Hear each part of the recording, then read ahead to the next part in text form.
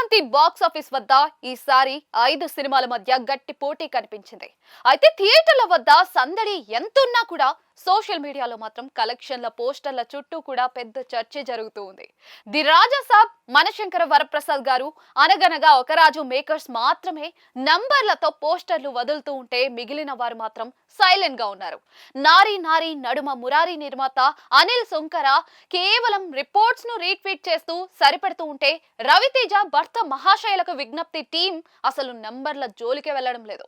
సంక్రాంతి సినిమాల కలెక్షన్లు కొన్ని ఒరిజినల్ నంబర్లకు అటు ఇటుగా దగ్గరగానే ఉన్నాయి. మరికొన్ని పోస్టర్స్ గురించి రకరకాల కమెంట్స్ అయితే వస్తూ ఉన్నాయి. వాస్తవానికి ఈ కలెక్షన్ల పోస్టర్లు అనేవి కేవలం సినిమా మీద ఒక బజ్ క్రియేట్ చేయడానికి, ఫ్యాన్స్ మధ్య ఒక హడావిడి చేయడానికి మాత్రమేననేది ఇండస్ట్రీలో ఓపెన్ సీక్రెట్.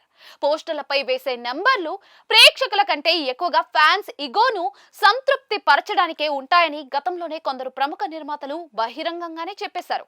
అబద్ధమని తెలిసినా కూడా ఆ నంబర్లతో వచ్చే హైప్ సినిమా బిజినెస్ ను హెల్ప్ చేస్తుందని వారి నమ్మకం. కొందరు దర్శకులు, హీరోలు మొదట్లో తాము ఇలాంటి ఫేక్ నంబర్ల పోస్టర్లు వేయమని చెప్పినా కూడా ఆ తర్వాత మళ్ళీ అదే రూట్ లోకి వచ్చిన సందర్భాలు చాలానే ఉన్నాయి. నిర్మాతలకు ఇష్టం లేకపోయినా కూడా పక్కన ఉన్న పెద్ద సినిమాలతో పోటీ పడలేక ఇలాంటి హడావిడి చేయక తప్పడం లేదనే కమెంట్స్ కూడా వినిపిస్తూ ఉన్నాయి. ముఖ్యంగా టాక్ కొంచెం అటు ఇటుగా ఉన్న సినిమాలకు జనాన్ని థియేటర్లకు రప్పించడానికి ఈ కలెక్షన్ల పోస్టర్లు ఒక మార్కెటింగ్ టూల్ లా మారిపోయాయి.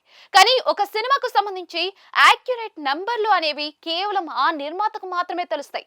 వాళ్ళు నేరుగా అఫీషియల్ డేటాను బయట పెట్టరు కాబట్టి ఫ్యాన్స్ తమకు నచ్చిన లెక్కలను ప్రచారం చేసుకుంటూ ఉంటారు. ఫలితంగా అసలైన కలెక్షన్స్ ఏంటి అనే విషయం కంటే ఏ సినిమా పోస్టర్ మీద పెద్ద నంబర్ ఉంది అనేదే హైలైట్ అవుతుంది. ఈ సంక్రాంతికి సక్సెస్ పరంగా మంచి వసూళ్లైతే వచ్చాయి, కానీ పోస్టర్లపై ఉన్న నంబర్లు 100% వాస్తవం అని నమ్మడం కష్టమే.